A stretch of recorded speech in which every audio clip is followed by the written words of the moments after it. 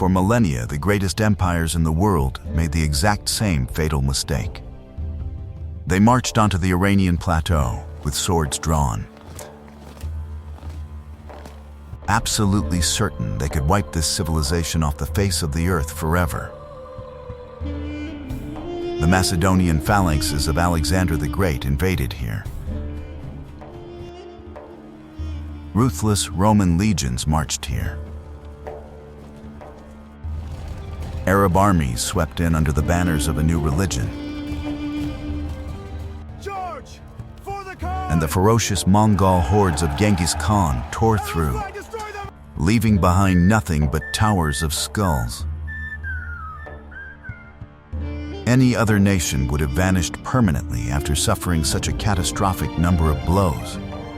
They would have dissolved into the genetic and cultural melting pot of history, just as it happened with the Babylonians, the Hittites, or the Assyrians. But with Iran, something entirely inexplicable took place. Time and time again, despite losing on the battlefield, losing their capitals, and enduring occupation, the Iranians did something no one else in the world could do. They absorbed their conquerors. Just a few decades would pass, and the brutal invaders would begin speaking the Persian language, building Persian architecture, adopting their state bureaucracy, and even wearing their clothes. Again and again, the East essentially digested the West and the nomads. How has Iran managed from antiquity right up to the present day to force every major world power to reckon with it? How did they preserve their identity? And how did it happen that great Persia, a country with a 5,000-year history, voluntarily abandoned its legendary name, forcing the entire world to call it Iran? This is the story of how a single nation invented the concept of time we live in today, turned geopolitics into a holy war between light and dark, and learned how to lose battles in order to ultimately win eternity. To understand the depth of this civilization, we need to rewind time far back. Traditionally, the Western world considers Mesopotamia, meaning Sumer and Babylon, or ancient Egypt, to be the cradle of civilization. In this worldview, Iran is often sidelined, and that is a massive historical injustice. Evolution took its natural course here. 50,000 years ago, Neanderthals dominated these lands, only to be replaced by Cro-Magnons 36,000 years ago. But the real revolution began later. Archaeologists have discovered urban-type settlements on Iranian territory, like the Jaraft culture and the Sialk ziggurat, dating back 6,000 to 7,000 years. Ceramic vessels from the 4th millennium before Christ irrefutably prove one of the oldest civilizations on the planet evolved right here, standing shoulder to shoulder with Mesopotamia and China. The first major geopolitical player in these lands was Elam, a state in the southwest of modern Iran, with its capital in the city of Susa. The Elamites were so powerful that by the 26th century before Christ, they were practically dictating their will to the Sumerians. But the most mind-blowing event happened in the 23rd century before Christ, when the Akkadian king Naram-Sin went to war with Elam. The conflict did not end with a simple truce. A written treaty was signed. It guaranteed Elam's independence on the condition that they aligned their foreign policy with Akkad. This is considered one of the earliest known international treaties in human history. The Iranian space stood at the very origins of global diplomacy. Genetically, however, the Elamites were closer to the people of Mesopotamia.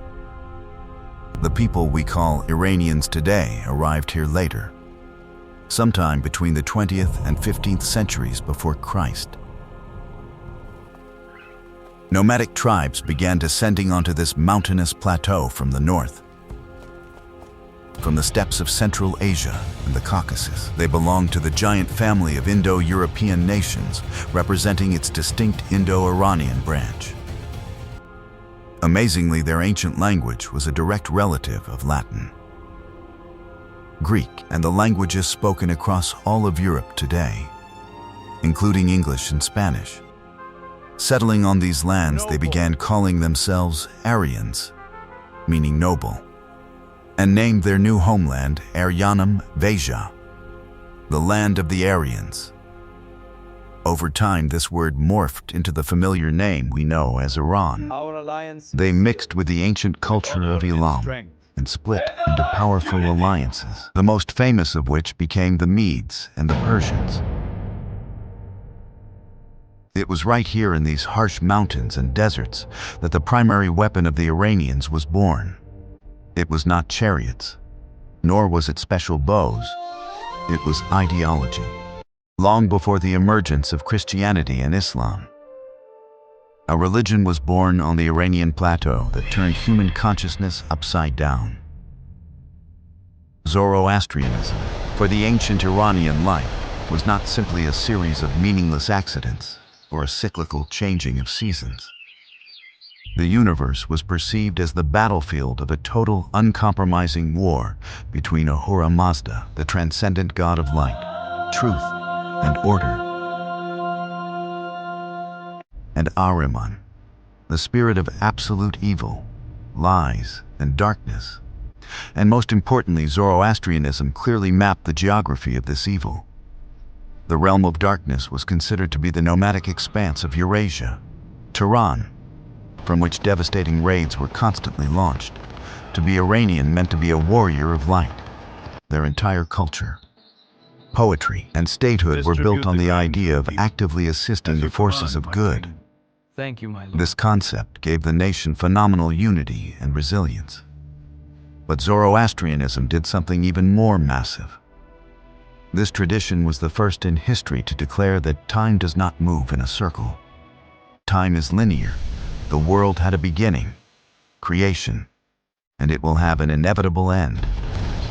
A final battle between light and dark, a purification of the world by fire, and a last judgment. How did this idea conquer the world? When the Persians conquered Babylon in the 6th century before Christ, they liberated the Jews who were languishing there in captivity. Judea became a province of the Persian Empire for 2 centuries.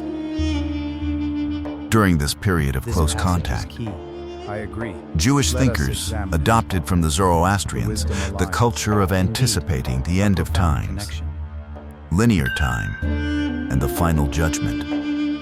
Later, this doctrine flowed into Christianity and Islam.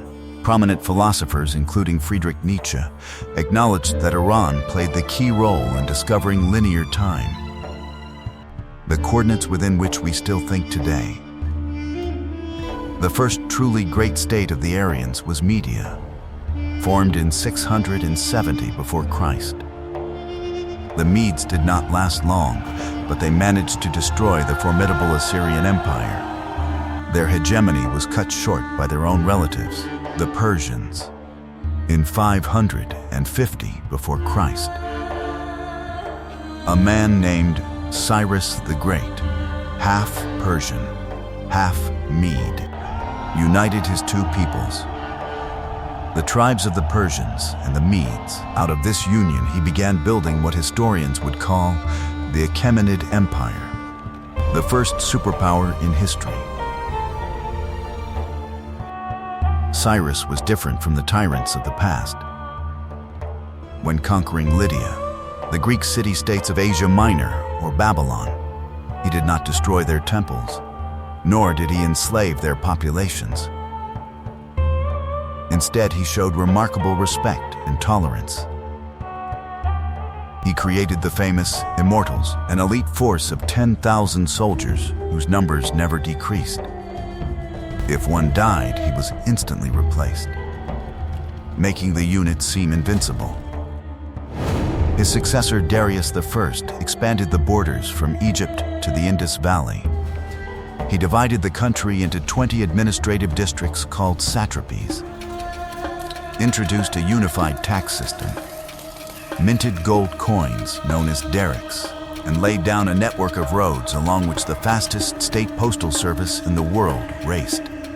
At the heart of the empire stood the magnificent Persepolis, a city of marble columns, golden halls, and paradise gardens, but history does not forgive weakness. In an attempt to secure the empire from the nomadic darkness, Cyrus the Great ventured into Central Asia to wage war against the Massagetæ tribe. And there the greatest emperor met his end. The battle was so brutal that the Persian army was annihilated, according to Herodotus, the leader of the Massagetæ.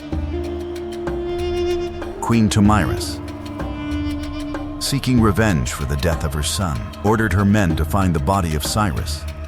She cut off his head and threw it into a leather sack filled to the brim with human blood. You will pay for this. Your head will be my trophy. Declaring, "You thirsted for blood. Now drink your fill."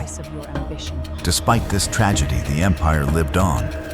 We are used to thinking that the famous Greco-Persian wars, the ones with the 300 Spartans, crushed the Persians. That is a Western myth. Yes, the Greeks defended their independence. But for the giant Achaemenid Empire, losing a couple of fringe cities was like a mosquito bite. The Persians simply changed tactics. They began funding first Athens, then Sparta, pitting the Greeks against each other, ultimately in 387 before Christ. But the story doesn't end here. Coming up next week, witness the rise of the immortals, the clash of civilizations, and the man who challenged the Greeks. Don't miss Iran, Part 2.